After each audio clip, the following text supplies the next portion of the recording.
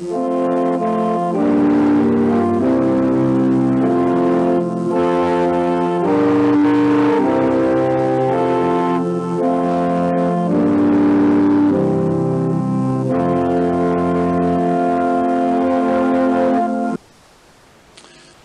da I bawb a chroeso i'r oedfa bore yma, mae'n braf eich gweld chi.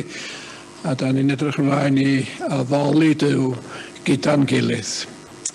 Felly ganw ni gychwyn emyn 121. 121. Ei nerth a'n cadarn dŵr yw Duw. Ein tarian a'n harfogaeth. O un a thrallod o bob rhyw, rhydd gyflawn waredigaeth. 121.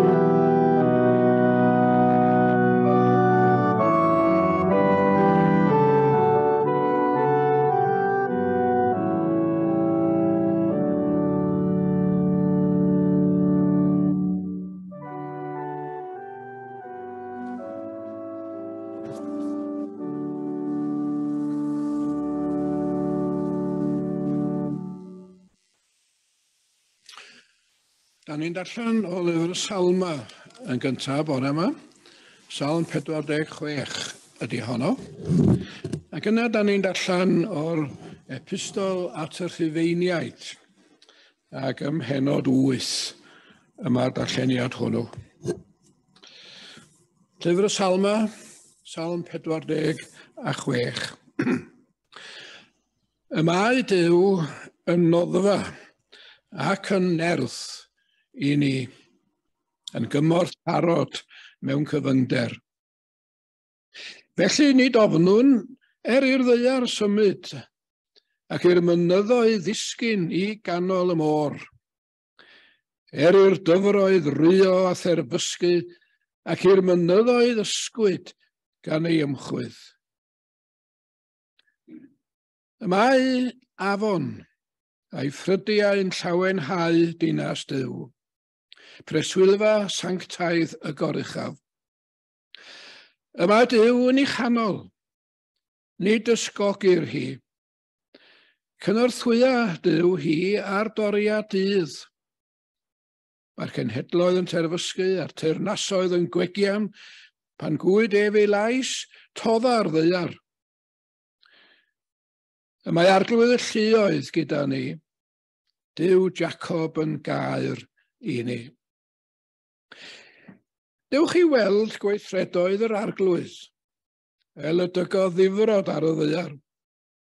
Gwnair y feloedd beidio drwy'r holl ddaear, dryllio'r bwa, tyr y gwaywffon, llys y darian a thân. Ymlonyddwch, a dysgwch mae my fi sydd Dduw. Yn ddyrchafedig ymysg y cenhedloedd, yn ddyrchafedig ar y ddaear. Y mae arglwydd y lluoedd gyda ni, Duw Jacob yn gair i ni. Ac yna yn y llythyr at y Rhufeiniaid yn yr 8fed bennod. Pwy yn gwahana ni oddi wrth gariad Crist? A'i gorthrymder, neu ing, neu erlyd, neu newyn, neu noethni, neu berygl, neu gleddyf. Hyn yn wir yw ein rhan, fel y mae'n ysgrifenedig dy fwy'n dif yn rhoddi'r i farwolaeth drwy'r dydd, ein cyfrifir fel defaid i'w lladd. Ond, yn y pethau hyn i gyd, yr ydym yn ennill buddugoliaeth lwyr trwy yr hwnna'n carodd ni. Rwyf yn gwbl sicr, na all na gangau na geinios, na cangylion na thywysogaethau, na'r presennol, na'r dyfodol, na grymusterau, nac uchelderau, na dyfnderau, na dim arall a grewyd. Ein gwahanu ni oddi wrth gariad Duw, yng Nghrist Iesu, ein harglwydd. Diolchwn i Dduw am ei air i'n nina heddiw. 119 di'r ail emyn, 119. Dyw'n darpar o hyd at raid llynol ryw. Yw'n cysur i gyd a'n cymorth i fyw. Pan sycho ffynhonnau cysuron y llawr, ei heddwch fel afon a lifa bob awr. 119.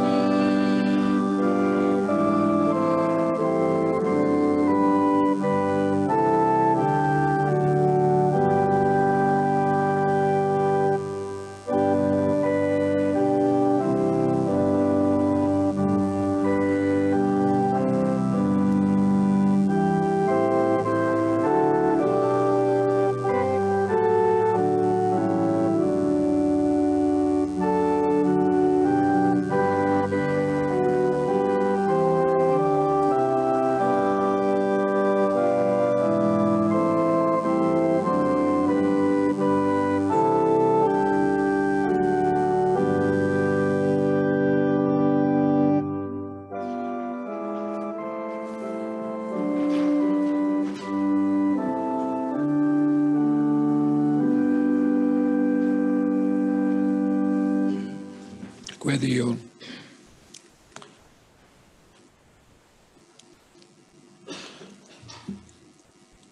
Ymlonyddwch a gwybyddwch, mae yma fi sydd yw medda'r salm, ac welen ni ein tad, y bore hwn gyda'n gilydd yn ymdawelu, yn ymlonyddu, ac yn synhwyrod y bresenoldeb gyda ni. Dyhewn am y presenoldeb hwnnw. Dyhewn am ei gynhesrwydd. Dyhewn am ei eiriau o gysur, o faddeuant a chymod, ac addewid o fywyd. Yn y cwmni hwnnw, dawn ni adnabod ni'n hunan fel ag yr ydyn ni. Cwnabod ni'n hunan. A ni'n ymestyn allan. Ata ti, ein creuwr, ein cynhaliwr, a'n gwaredwr. Ac felly, yn y tawelwch ymofyngar yma, oddwn fawl a chlod i ti. O edrych yn ôl ar yn hanes, ydyn ni yn teimlo bod y presenoldeb, bod yn dy gwmni di, nid yn unig yn gysur ac yn gynhaliaeth, ond hefyd yn alwad ac yn ysgogiad. Oherwydd yn y tawelwch gyda thi, fe deimlwn ni ryfeddod dy gwmni, rhyfeddod dy nerth a thallu, rhyfeddod y llawenydd o berthyn, ac o berthyn i ti. Ac wrth deimlo'r cryfder yna, fe deimlwn ni hefyd bod ni'n rhan o weithgarwch. Sut yw hwn ti fynegiant geiriau? Gweithgarwch y Duw byw. Gweithgarwch hybu teyrnas cariad, maddeuant, cymod, gobaith a llawenydd. Ac felly ar ddechrau blwyddyn, diolchwn am y cwmni da ni wedi cael gyda thi, sydd wedi perin bod ni yn dy adnabod di yn y terma da ni newydd ddisgrifio. Am bod ni hefyd yn parhau i gael yn galw i wasanaethu oes ac amser drwy hybu cymod a chyfiawnder, cyfanrwydd bywyd a'r llawenydd o fyw gyda thi. Molwn di felly am dy drigaredd, molwn di felly am dy newyddion da yng Nghrist, a molwn di am y gobaith sydd i fywyd, i ddynoliaeth gyfan, yn ffordd cariad a chymod.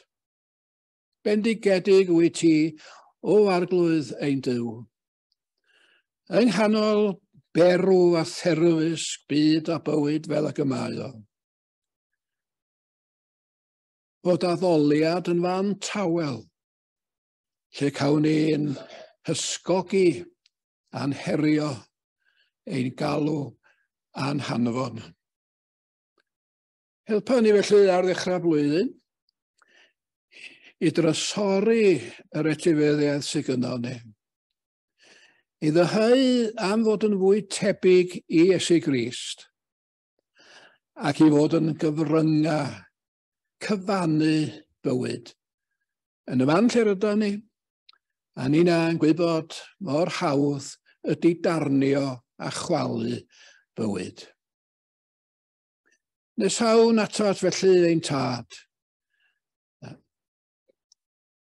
Gan ofyn i ti yn ysgogi ni, yn cyfoethogi ni, ath gwmni tawel.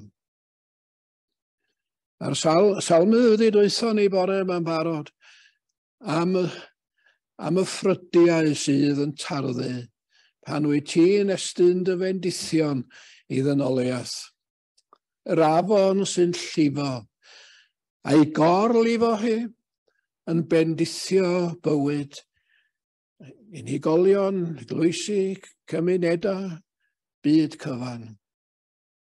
Tywallt o arglwydd ein Duw, y ffrydiau'r heini, arno ni sy'n addoli heddiw, ac ar addoliad y bobl drwy'r wlad a thrwy'r byd i gyd, fel y teimlwn ni eto o'r newydd, rym a gwefr addoli ar ddechrau blwyddyn newydd.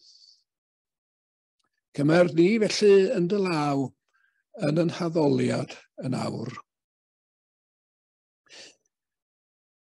Yn dy gwmni di hefyd ydyn ni'n medru rhannu. Da ni'n rhannu yn hofna, yn hansicrwydd, da ni'n rhannu yn gwendid a'n gwendida. Da ni hefyd yn rhannu'n concern. Da ni'n gwybod bod na bobl o'n cwmpas ni sydd mewn dyddiau blin. Y mae hiraeth a galar yn brofiad i rai. Y mae ofn ac ansicrwydd wrth wynebu penderfyniadau bywyd yn brofiad i eraill. Y mae poen a dioddefaint yn brofiad cyffredin. O fewn y ddinas hon a thu draw drwy'r byd i gyd, mae'r rhain yn brofiadau cyffredin bywyd. Fe ddiwn yn benodol dros y rhai sydd ar yn meddwl ni.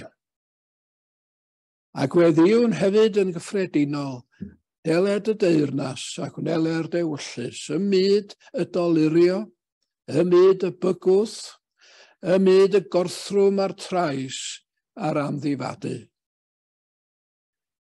Ffrydied dy fendithion di ar dy bobl yn ystod y flwyddyn hon ein tad.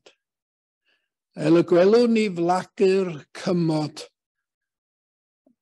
a chyfiawnder a chariad yn clymu pobl a'i gilydd mewn dyddiau dwys. Cyflwyn yn gweddiau personol hefyd. Os bynnag sydd ar feddwl bob un ohono ni, helpa ni nawr i'w rannu gyda thi. A helpa ni ddisgwyl wrthyt. I edrych tu hwnt i'r mynyddoedd draw, a gweld cyfoeth a gogoniant ein tad nefol, sydd yn enyn yn omnina gariad ac addoliad a gwasanaeth. Gwrando ein gweddi, a gadewch i ni gyda'n gilydd adrodd gweddi'r arglwydd.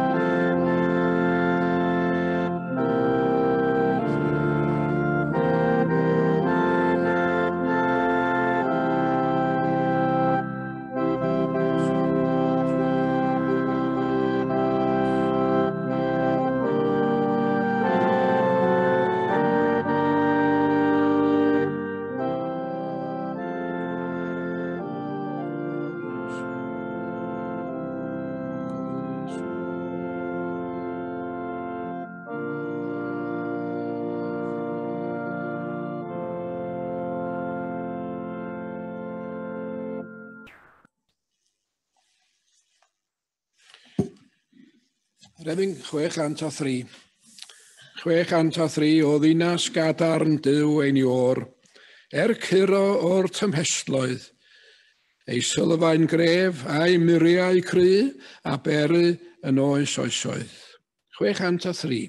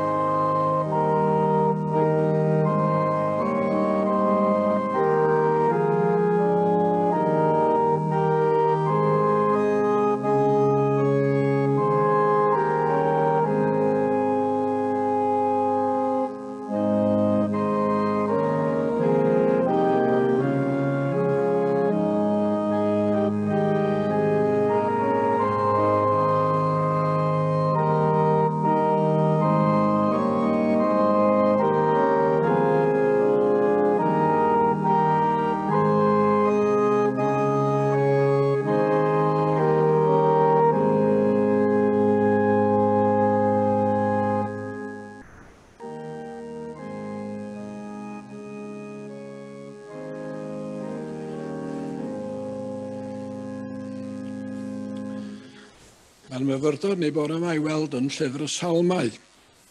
Salm 46, y salm ddarllenis I ar y dechrau. Y mae Duw yn noddfa ac yn nerth I ni. Sylwch Duw y mae, Duw sydd noddfa, y mae Duw yn ail noddfa, man I droi mewn ato, droi nôl iddo, yn droi am loches, yn droi am gymorth ac arweiniad, am dawelwch, I fyfyrio ynddo fo yn lloches. Y mae Duw yn noddfa, y mae Duw yn nerth.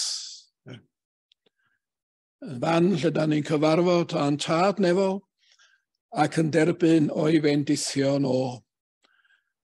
A'r heini'n troi yn nerth ac yn ysgogiad, ac yn peri cynhesrwydd a llawenydd ym mhrofiad y crediniwr.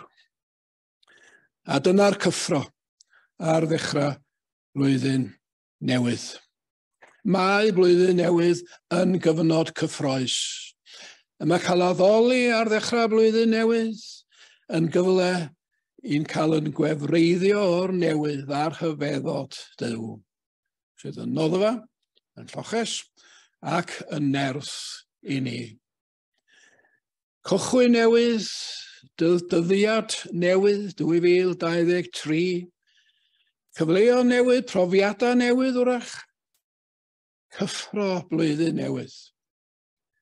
Ac fe ddefnyddid yr emyn neu'r salm hon yn addoliad y deml ar ddechrau blwyddyn newydd. Llawenhau yn yw y mae o, a myfyrio ar gyffro presenoldeb a chwmni Duw. A dyheu wrth gwrs, am i hynny barhau drwy'r blwyddyn sydd o'i flaen o. Wrth gwrs, mae 2022 yn dal i fwrw i chysgod drosto ni. Os na fawr ddim wedi newid dros nos, wrth i ni symud o Ragfyr 31 i Ionawr y cyntaf nag oes. Mae profiadau rhyfeloedd byd yn dal i fod, a cwestiynau newyn a thlodi yn dal i fod. Mae materion ynglyn â phryder a gofid yn amlwg yn ein plith ni. Ac hefyd, wrth gwrs, ydwn ni ddim osgoi ffigurau diweddara ynglyn â aelodaeth a bobl sydd yn cydnabod Crist yn ein gwlad ni. Wrth gwrs bod y pethau'r rhain yn dal efo ni.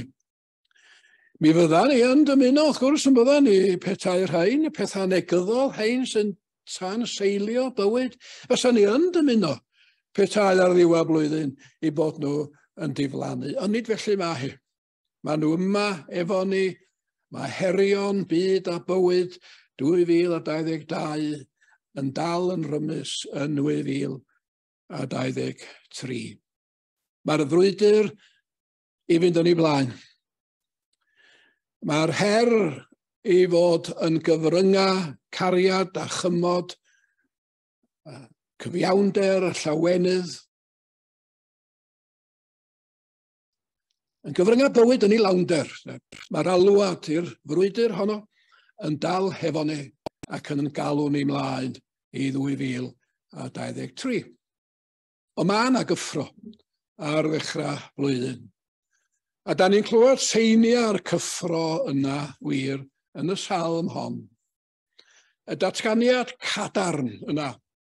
Y mae Duw yn noddfa ac yn nerth i ni. A mae yna ar ddiwedd bob un o'r 3 pennill sydd yma. Mae yna bwrdwn yna. Y mae Duw Jacob gyda ni, caer i ni yw Duw Jacob. Duw yn amddiffynfa yn gair yng nghanol amgylchiadau dyrys personol a byd a bywyd. Duw efo ni. Ac felly dathlu ffydd y mae y salm yma. Mae arglwydd y lluoedd gyda ni. Ac os pan fyddwn ni'n ymdawelu ac yn meddwl am yr adnod yma, bron nad ydych chi'n clywed y gynulleidfa yn y deml yn atsain thema'r addoliad o Duw gyda ni. Mae arglwydd y lluoedd medda'r gynulleidfa yn ei chan mewn ymateb ar ddiwedd y 3 phennill. Mae arglwydd y lluoedd gyda ni.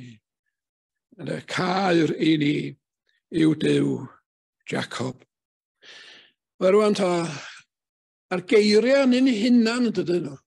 Geiriau addoliad ydyn nhw. Ond mae nhw'n cnesu calon dyn. A mae nhw yn cosi dychymyg dyn.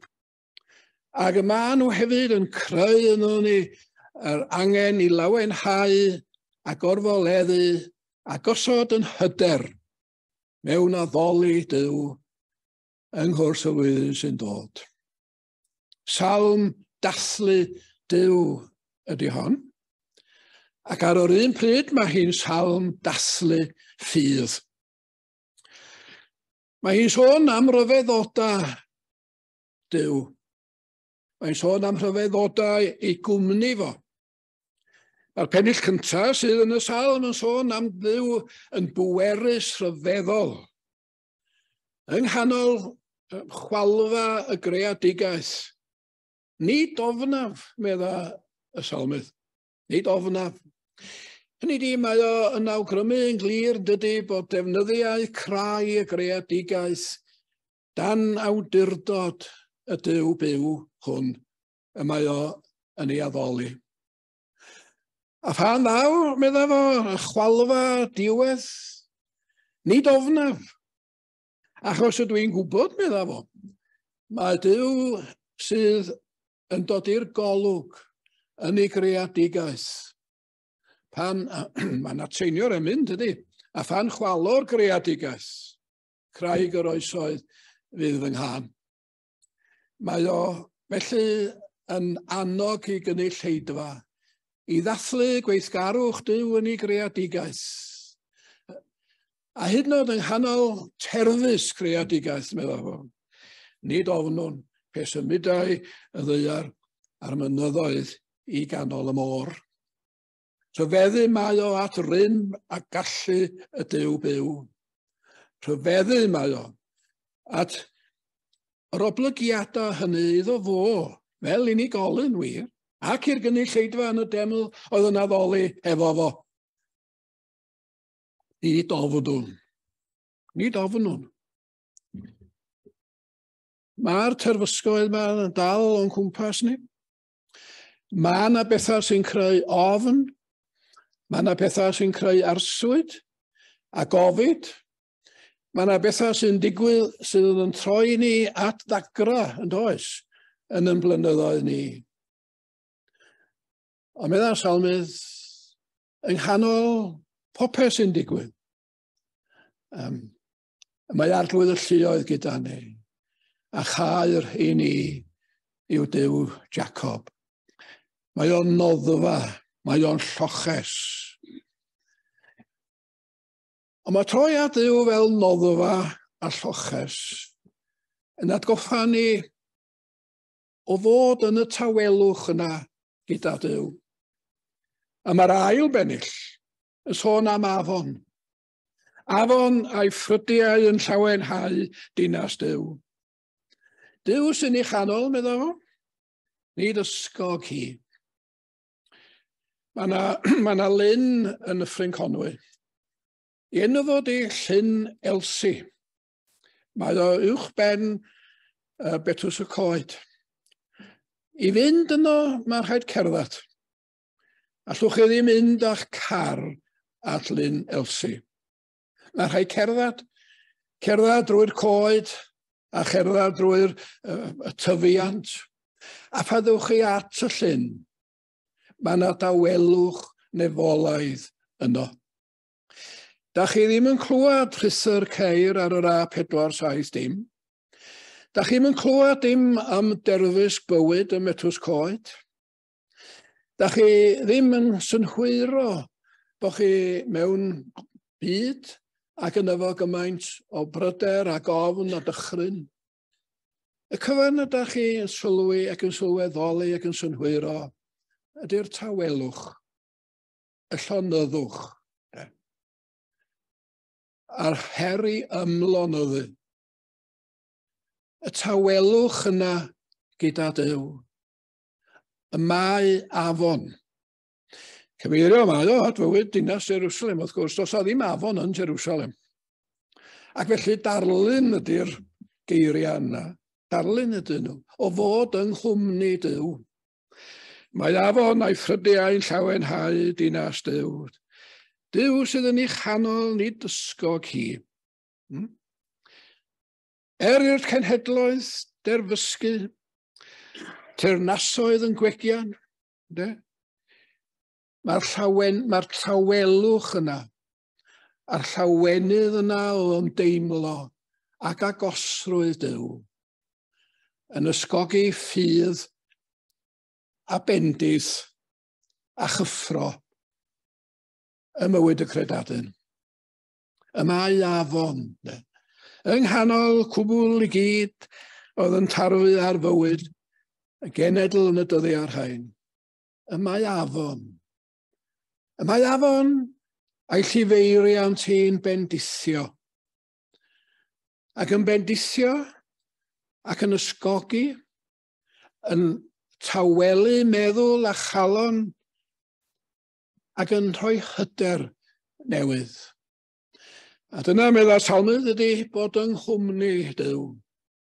Treulio amser yn ei gwmni fo fel bod I fywyd o'n cael ei adnewyddu, I gyfoethogi, I adfer, a'i ysgogi, I wynebu y cenhedloedd yma sy'n terfysgu, I wynebu'r herion sy'n gwynebu I gyfnod o.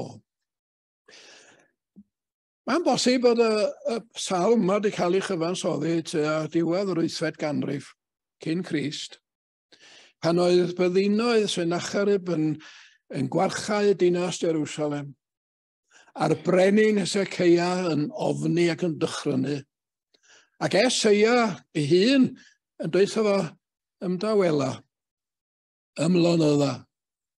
Hwna di'r cryfder wyt ti isio I wynebu her Assyria. Ymdawelu yng nghwmni Duw, mwyn y cyfoeth o fod yn y cwmni sy'n cyrraedd ato ni, yn y man lle rydan ni, yn gysur, yn galondid, yn addewid. Mae'r salm hefyd yn sôn am air Duw. A'r gair hwnnw, bob amser meddwl fo'n cael ei sylweddoli. Mae yna rym yn y gair, mae yna addewid yn y gair.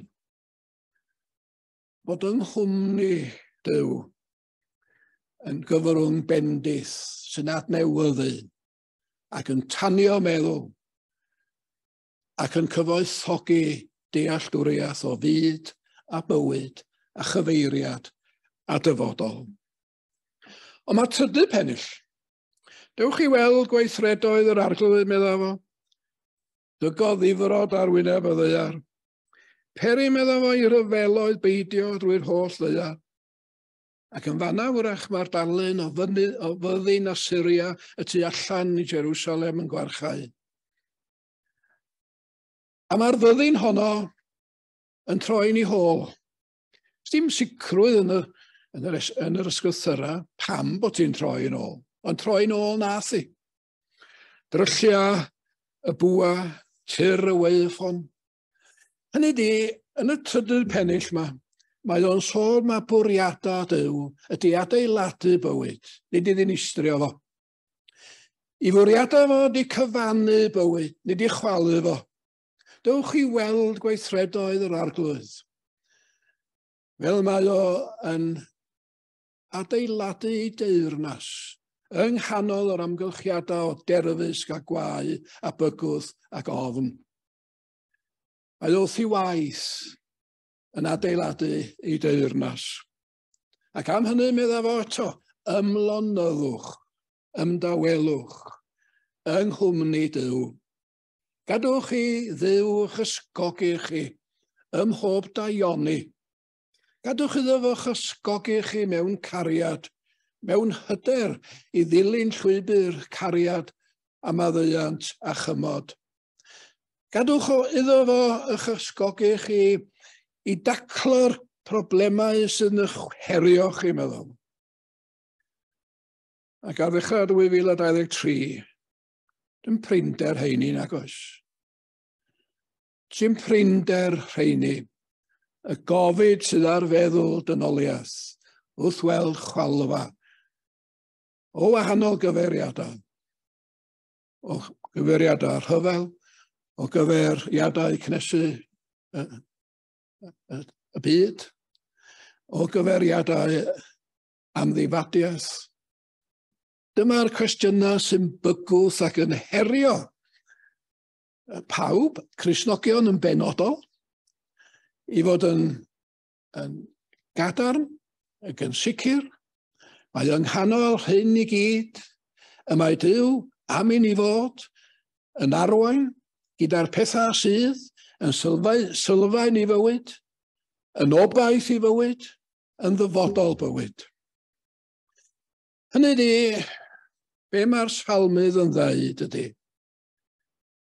Duw yn noddfa ac yn nerth, mae o'n gysur ac yn gynhaliaeth. Ond mae'r nerth na hefyd yn heriol. Mae o'n heriol. Cysur a her sydd yn y salm hon. Galwad I ffydd ac I ymroddiad sydd yma. Galiad I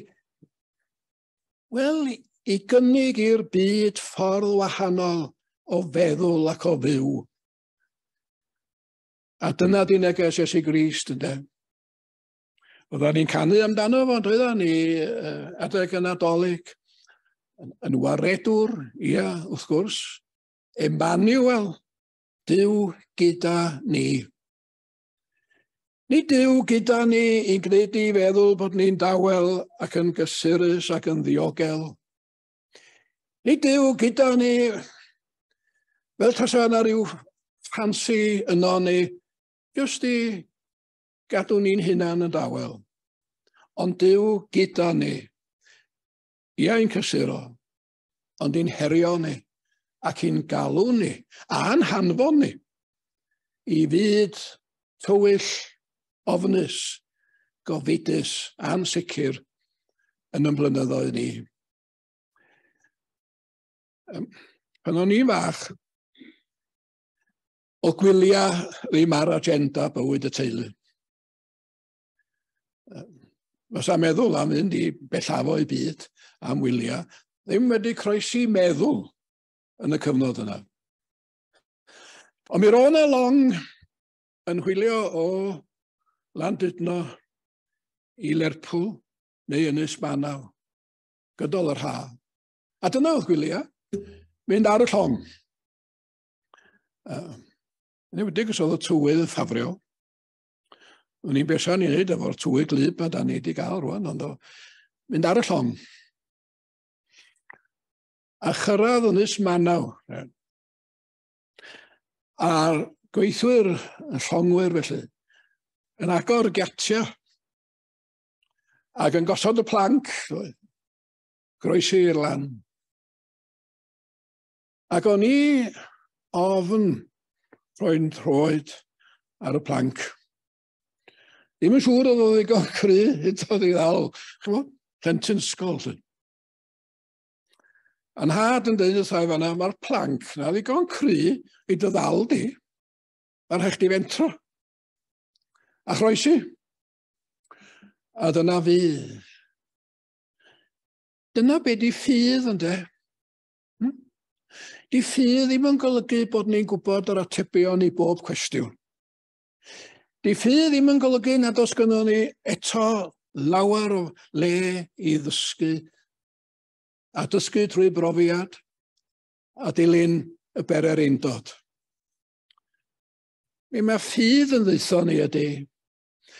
Mae yna ddigon o dystiolaeth yn fan yma i ddeitho ti bod ti ddigon cry i ti fentro dy fywyd arni hi. Y dystiolaeth medda'r salmydd ydy rhyfeddo Duw, pŵer Duw, gallu Duw, fel mae'r greadigaeth yn tystio. Gallu Duw fel mae'r tawelwch yn ei gwmni fo yn tystio. Bwriadau Duw, wrth edrych ar adeiladu deyrnas o lawnder bywyd i bawb ym mhob man.